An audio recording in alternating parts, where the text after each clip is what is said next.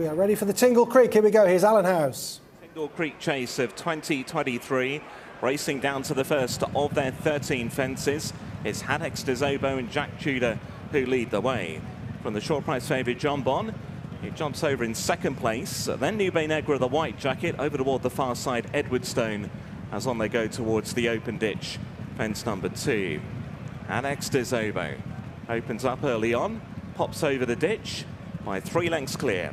Front Jonbon, Edwardstone, last year's winner, over toward the far side, trying to make it 3 out of 3 here at Sandown, a previous winner of the Henry VIII Novices Chase in the past. And Nico, a 3-time Grade 2 winner in his career, is just about the back marker under John Joe O'Neill Jr. So up the hill they head, and it's Haddex Obeaux who leads the way. He goes by 2.5 lengths clear at this point, over Jonbon in second place. Jonbon has won 12 of his 14 career starts. He's won 6 out of 7 steeplechasing so far. Edwardstone is towards the inside of Nico as they travel down the side of the course and on they head towards fence number 3. Haddex Obeaux by 3 lengths to Jonbon, then Edwardstone and Nico. Fence 3 looming large. Haddex Obeaux comes into it, pops over very nicely indeed. Jonbon over in second place, Edwardstone just in behind him, and then Nico as they turn to go down the far side to the line of 7 fences down the Sandown Park backstretch. Fence number 4 then for Haddex Obeaux, leading a length over Jonbon in second place, who put in a good leap there. Edwardstone and Nico jumping together. Now to another plain one. Haddex Obeaux slowed up a bit going into that, and Jonbon inherited the lead. Haddex Obeaux coming back for more as they quickly now go to an open ditch. Jonbon again slightly better from Haddex Obeaux. Now they race towards the water jump. Edwardstone a few lengths behind. Back in third place, just in advance of Nico as they come now to the water jump. Haddex Obeaux and Jonbon pretty much together, with a couple of lengths away to Edwardstone and Nico. Now to the railway fences. Haddex Obeaux and Jack Tudor. From Jonbon and Nico de Boinville, Haddex Obeaux was in a little close there, and Edwardstone landed steeply.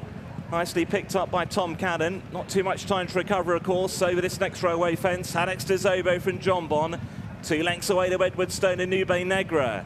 They jump over the final of the railway fences. Nico is a little untidy there, so Haddex Obeaux will lead them out of the back straight. Shown by a length over Jonbon in second place. It's 2 lengths away to last year's winner, Edwardstone, in third, and then Nico. We're on the run down towards the pond fence. 3 out in the Tingle Creek, and it's Haddex Obeaux who shows out in front. Jonbon in second place, Edwardstone back in third, 2 lengths behind Jonbon, and then Nico. So they've just got the 3 now left to take.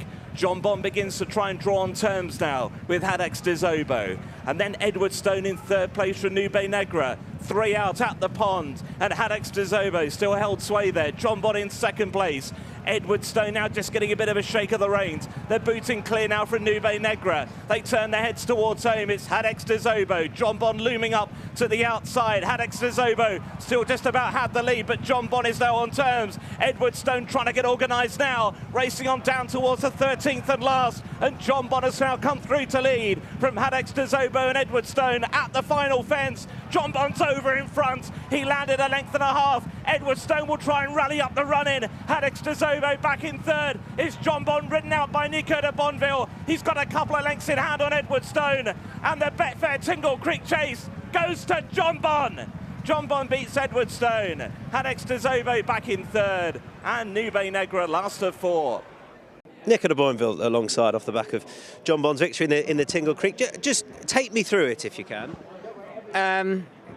I didn't want to give any ground away. At the same time, I wanted to be nice and positive with his jumping, but without sort of overly committing in this ground. So it was a case of trying to use his jumping to fill himself up and then hold on to him going over that horrible ground to the pond fence and then seeing where we are.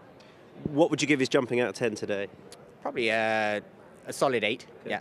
I think there's plenty of improvement to come on better ground. And was that in part because of this ground and not being ideal for him? Yeah, I think so. The ground, it is hard work, and I thought to be able to jump like that, particularly over the railways, that's always for me the biggest test of a horse around here, and I thought he was electric. There was a bit down the back, and I can't remember exactly when it was, where he jumped ahead of Haddex des Obeaux, and I just wondered if you'd then say, right, off you go. But is he not a horse you want to do that with, or is it this ground? It's the ground. You probably could on better ground, but I just thought better to be safe than sorry. And then pretty comfortable turning in, always confident he was going to go and start the race? Yeah, he came nicely on the bridle going to the pond fence, so I thought I'd wait and just try and, as I said, not over commit, but no, it was good. Okay. Good stuff. Well done. Just my final thing on Nicky had mentioned at the start of this season possibility of trying further. I mean, he's all but just ruled it out then and said, look, this for you, just there would be no point. Just absolute out and out 2-miler. Yeah, I'm sure he would stay. But these great champions. I mean, Altior was the same. I'm sure he would have stayed over 2.5, but if not 3 miles. But they can operate at a high level, and that's why they're so good. Well done. Thank you. Cheers. Nicky Henderson alongside me. Well done. What's your immediate response to his success? Like a lot of those things, when you're sort of 3-1 on or something like that, you're quite pleased when it's over. But he is very good. I mean, no confidence about it. Those games, these games, they're not easy to play in this sort of ground. And it was a good, honest gallop. It was jumping. It was proper Sandown 2-mile chasing, to be honest with you, just in very slow ground, which is tough for them all, to be honest with you. Do you think it affects him specifically, I mean, or are just most horses better on better ground? I think very good. I mean, a class horse can handle everything. At least so they tell me. Yeah. Well, I think you might know. After a few years. I've always thought he'd be a better horse on better ground, only because he moves so well, and it would suggest that he might be better on faster, not just better ground. Yeah. But his jumping was very, very good. It was a good, honest gallop, so he had a nice lead. Occasionally he was trying to take it on, to be honest with you, but I think the plan was just to sort of try and get a lead for as long as possible. When you're in these conditions, the man out in front is going to be vulnerable, so just hung on to him a bit longer today.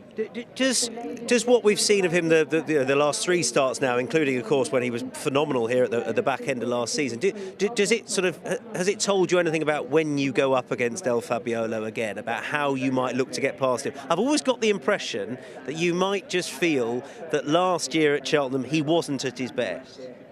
Possibly. I couldn't disagree. But I mean, take nothing away from El Fabiolo. Sure. We've got a fair bit to find. We did beat him a head or something like that in a Grade 1 hurdle at Aintree the year before. So it's 1-1. So all to play for. We'll be watching him carefully tomorrow, no doubt.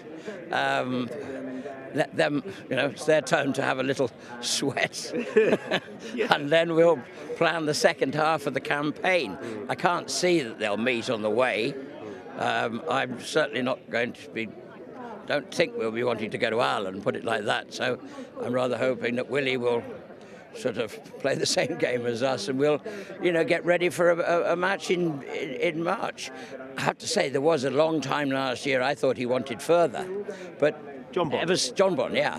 But to be fair, ever since then, all he's done is show us he's a 2-miler.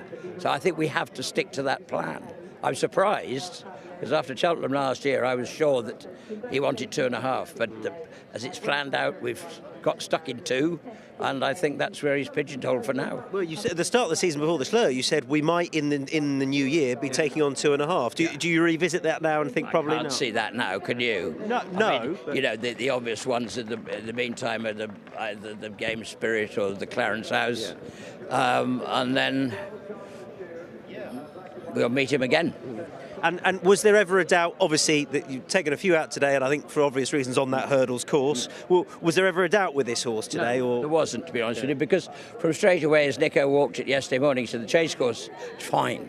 But the hurdle course it's just very hard work, and it is today. We had to make very difficult decisions last night and this morning, regrettably. But I think everybody has appreciated. The one thing you cannot do is come here on Boxing Day. It was one of them had to sacrifice, the other. There's no way a horse is going to come back from any race of this in 16 days. Yeah. So I'm afraid they stayed at home, and we'll hope for nicer ground in Kempton, and hopefully they'll both be there. Yeah, I think what everyone else appreciated as well, Nicky, is that he was in Newcastle, these two horses were in Newcastle ready to run last week, and unfortunately the weather gods have conspired. Dragged on, because Jonbon doesn't have to go anywhere over Christmas, and he won't be going anywhere over Christmas. He'll be well tucked up until we sort of reconsider the next plan, which we can all look forward to discussing. Hopefully he'll be fine in the morning, and on we go. Well done. Thank you. Watch live racing now on racingtv.com.